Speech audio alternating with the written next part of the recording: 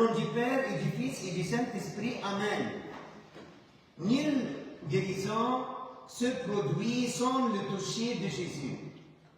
Nous lisons aujourd'hui dans l'Évangile l'histoire de la femme qui souffrait et qui avait dépensé toute sa fortune pour se faire soigner par des médecins, mais personne n'avait pu la guérir.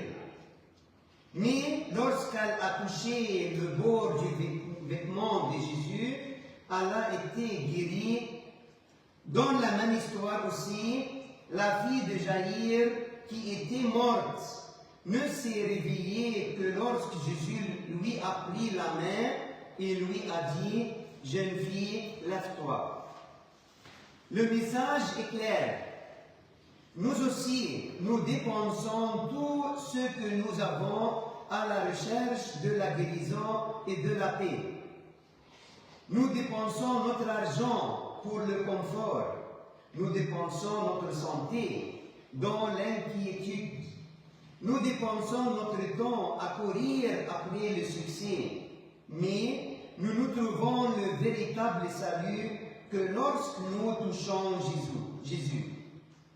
Combien de fois essayons-nous de nous améliorer par nos propres efforts? Nous lisons, nous planifions, nous essayons de changer, mais notre cœur reste assoiffé. Seul Jésus peut nous toucher et nous transformer.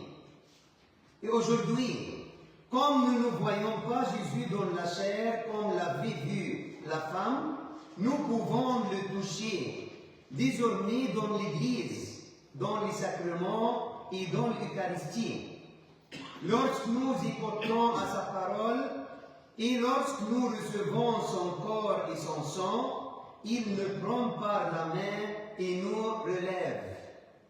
Nous le touchons aussi dans l'autre, dans chaque personne dans le besoin, dans chaque personne qui souffre, dans chaque personne qui passe à côté de nous.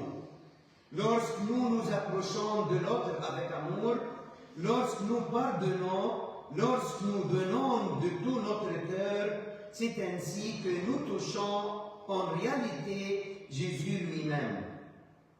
Or, n'est-il pas celui qui nous avait dit « Tout ce que vous avez fait à l'un de ces plus petits de mes frères, c'est à moi que vous l'avez fait. » Une image simple, tout comme un téléphone qui ne se recharge que lorsqu'il est branché à la prise.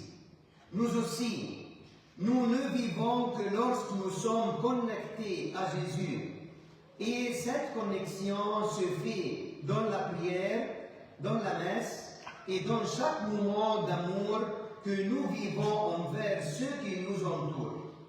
Demandons aujourd'hui la grâce de tendre sincèrement la main vers Jésus, à l'Église, dans la prière et dans l'autre, avec de ne pas gaspiller notre vie, mais de la trouver en lui et d'entendre sa voix, dire à chacun de nous, ta foi t'a sauvé, lève-toi en paix. Amen.